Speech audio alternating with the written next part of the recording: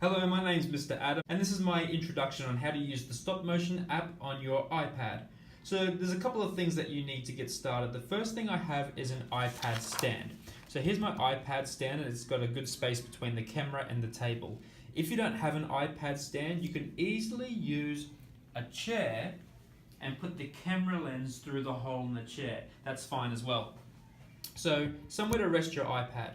The second thing I need is a stage. Now I've got an A3 piece of paper. What that'll do is that will let me know where my objects are going to be in my video. The next thing I need is a plan. So here I've got my plan, what I'm going to see, and what I'm going to hear in my video. So I'm going to have 3 scenes in my video. The next thing I need before I start are all my objects. So I've got things like titles, words, I've got buildings like this for when I talk about Singapore. I've even got a drawing that I've created here, and I've got 2 little mouths that I can put onto my character so he can open and close his mouth if he needs to. So that's what I've got ready for my stop motion. Now, what about moving things and getting things ready? So there's a couple of buttons you need to know. This button here is very important.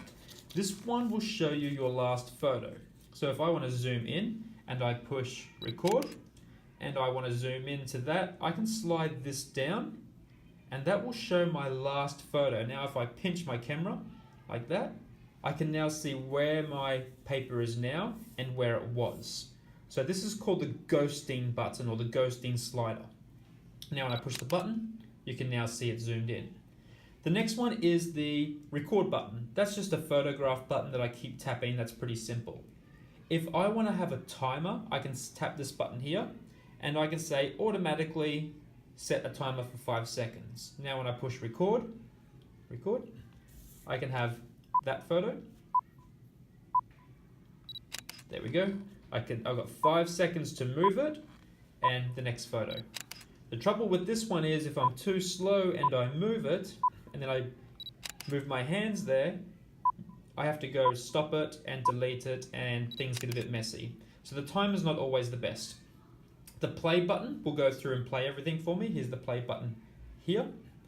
This is the timeline down here, so I can scroll across and see my video frame by frame. Here's my microphone, and then here's to go forward and back a photo. And this is the only other one that's pretty important. If I tap on that, I can say how many photos per second my video goes for. So if I want 1 photo per second or 1 frame per second, there we go. So every time I have 1 photo, it will go for 1 second. I can go all the way up the other end where it's really quick, where in 1 second, it will have 25 photos. So that'll be super, super, super quick. These buttons up here, I don't really use. You won't need them. I need the back button to go back, and I can edit that or go back again and see all my projects here. Tap, tap. So they're the only buttons that you really need to know about. So have fun, get exploring, and watch my videos for some more tips and tricks. Good luck.